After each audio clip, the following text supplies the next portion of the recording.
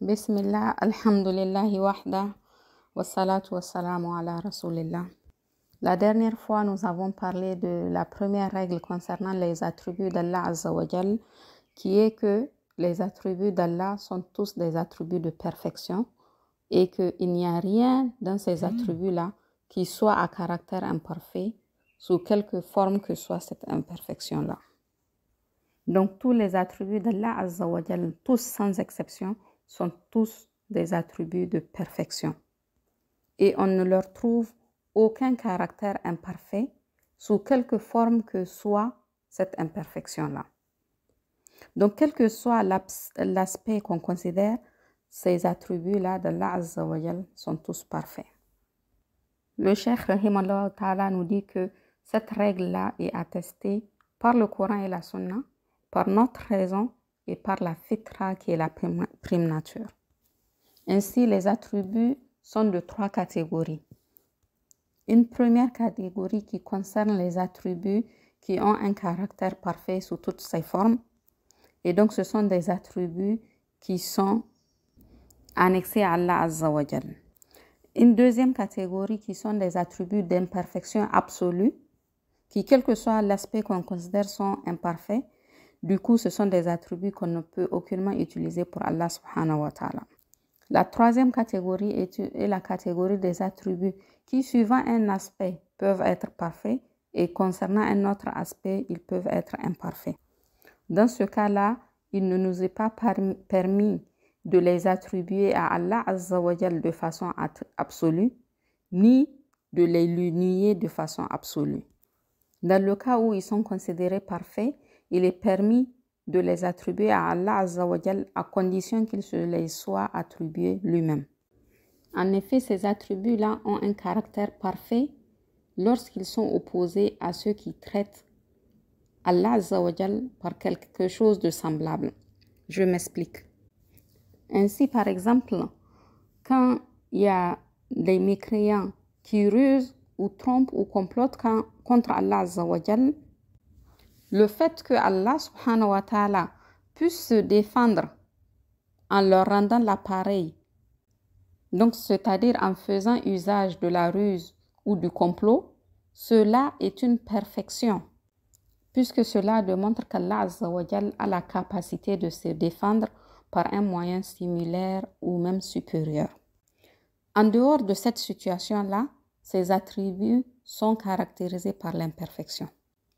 Du coup, on ne les utilise en annexion à Allah Azza wa Jal que face à ceux qui agissent de manière similaire. On ne les lui affirme pas de manière absolue, ce qui fait qu'on ne peut pas utiliser les noms en rapport avec ces attributs-là pour désigner Allah subhanahu wa ta'ala. Maintenant, la question qu'il serait légitime de se poser est: est-ce que tout ce qui est à caractère parfait pour les créatures l'est également pour Allah Azza wa Jal? La réponse est clairement non. Puisque par exemple, le fait de se nourrir, de boire ou le fait de se marier, ce sont des qualificatifs, ce sont des qualités qui ont un caractère parfait en ce qui concerne les êtres humains. Car par exemple, pour le mariage, celui qui ne peut pas se marier par incapacité, parce qu'il n'a rempli pas les conditions, c'est une imperfection en ce qui le concerne.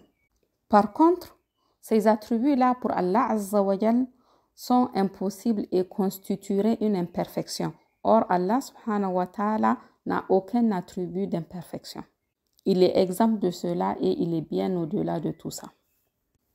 L'autre question qu'on pourrait se poser, c'est: est-ce que tout ce qui est un caractère parfait pour Allah Azza wa Jal l'est pour l'être humain? Et la réponse ici aussi est non. Si nous prenons l'exemple de l'orgueil, at-takabbur, cela est une imperfection pour l'être humain.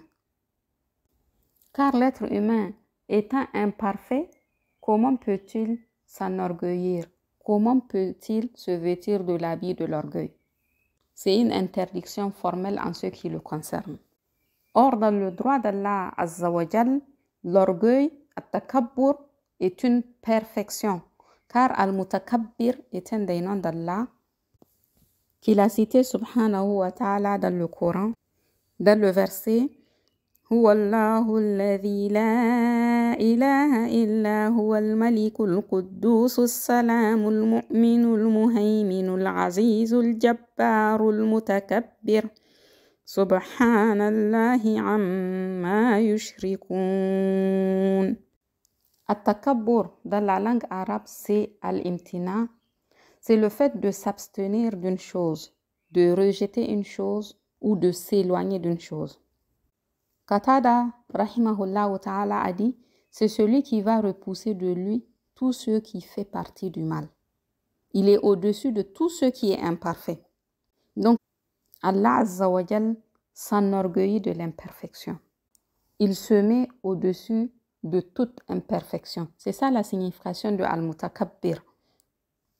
Donc, cela est une perfection dans le droit d'Allah Azza wa Jal, mais une imperfection pour l'être humain. Et dans le hadith rapporté par Ibn Umar, radiallahu anhuma, qui est dans Muslim, le prophète sallallahu alayhi wa sallam a dit, le jour du jugement, Allah va plier les cieux et il les prendra dans sa main droite. Puis il dira, Ana al-Malik, ayna al-Jabbaroun, ayna al-Mutakabbiroun. Je suis le roi, où sont les tyrans, où sont les orgueilleux? Où sont les orgueilleux? Puisqu'ils se vêtissaient de l'habit de l'orgueil, alors qu'ils ne méritaient aucunement cet attribut-là. Puisque Al-Mutakabbir veut dire que Allah Azza wa Jal, il est au-dessus des créatures, il est au-delà de nous ressembler ou que nous le ressemblons, et que Allah est au-dessus de tout manquement et de tout défaut. À cause de sa fierté, Allah est au-dessus de tout mal, de toute mauvaise action, de toute injustice. Du coup, clairement, la réponse à la question est-ce que tout ce qui est un caractère parfait pour Allah, l'être pour l'être humain, elle est clairement non. Ensuite, le cheikh rahimahullah ta'ala nous parle de la règle numéro 2 concernant les attributs parfaits d'Allah subhanahu wa ta'ala. Et cette règle numéro 2, c'est que le chapitre sur les attributs est plus vaste que le chapitre des noms. En effet, nous avons vu précédemment que chaque nom d'Allah Azza wa Jal contient au moins un attribut. Donc, le chapitre des attributs d'Allah est forcément plus vaste que le chapitre des noms.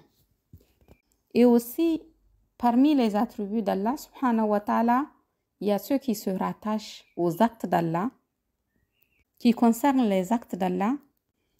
Or, on sait que les actes d'Allah Azza wa Jal sont infinis, de même que ses paroles.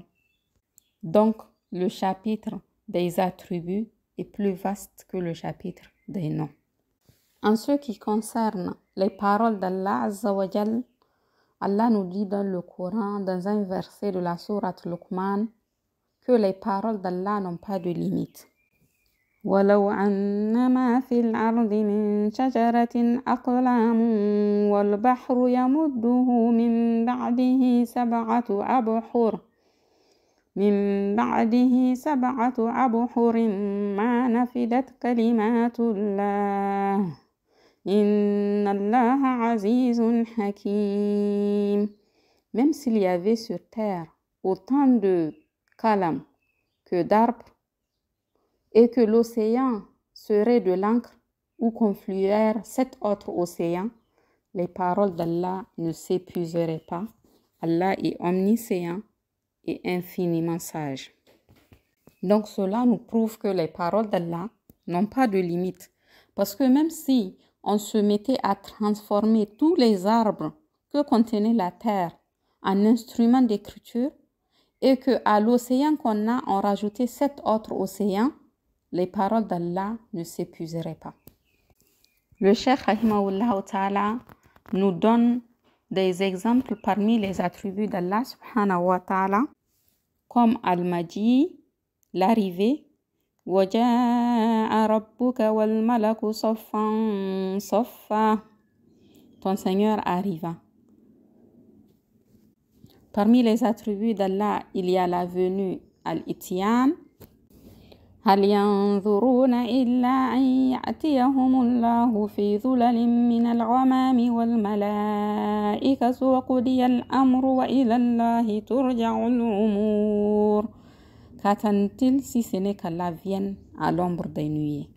Donc la venue est un des attributs d'Allah Azza wa Jal. La saisie, al-akhad, est un des attributs d'Allah subhanahu wa ta'ala. كدعب آل فرعون والذين من قبلهم كذبوا بآياتنا فأخذهم الله بذنوبهم والله شديد العقاب. Allah les saisit pour leurs péchés. Du coup, la saisie, al-akhad, fait partie des attributs d'Allah subhanahu wa ta'ala. L'autre exemple que donne le Cheikh rahimahullah ta'ala, c'est al-imsak, la retenue. وَيُمْسِكُ السَّمَاءَ أَن تَقَعَ عَلَى الْأَرْضِ إِلَّا بِإِذْنِهِ. Il retient le ciel afin qu'il ne tombe sur la terre, sauf par sa permission. Donc ici, Allah Azza wa Jalla a comme attribut la retenue, al-imsak, puisqu'il retient le ciel pour qu'il ne tombe pas sur la terre, pour qu'il ne s'effondre pas sur la terre. Al-batash, la riposte, est aussi un des attributs d'Allah subhanahu wa ta'ala. Inna batasha rabbika la shadid. La riposte de ton Seigneur est terrible.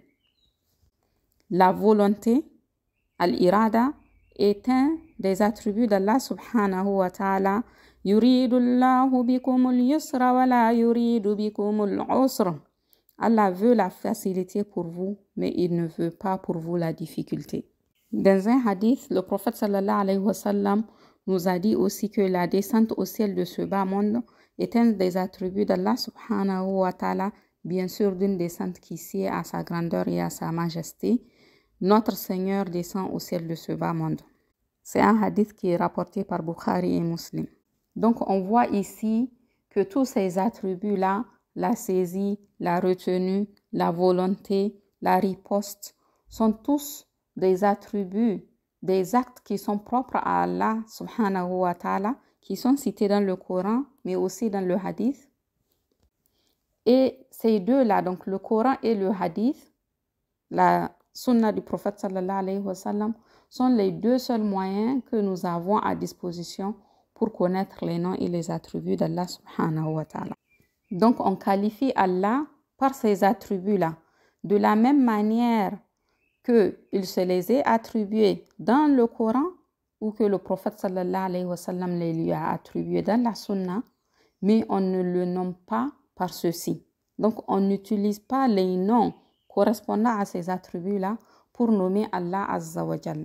On ne peut pas dire par exemple que l'arrivant est un des noms d'Allah, puisqu'on a vu que l'attribut d'arriver, al-Maji, est un des attributs d'Allah. Mais on ne peut pas dire d'Allah subhanahu wa ta'ala qu'il a pour nom l'arrivant, ou le venant, ou le riposteur. Donc même si on informe au sujet d'Allah Azza wa Jal au moyen de ces attributs-là, en utilisant ces attributs-là, on ne peut pas le nommer avec les noms qui correspondent à ces attributs. Et nous avons aussi vu dans la règle précédente que certains attributs ont une double face, c'est-à-dire que dans certaines circonstances, ils sont parfaits et dans certaines autres, ils sont imparfaits. Donc, on ne peut pas tirer un nom de ces attributs-là pour nommer Allah comme Al-Makr ou Al-Qayyid. On ne peut pas utiliser les noms correspondants à ces attributs-là pour nommer Allah subhanahu wa ta'ala. Ainsi, après toute cette argumentation-là, il apparaît clairement que le chapitre des attributs est plus vaste que le chapitre des noms.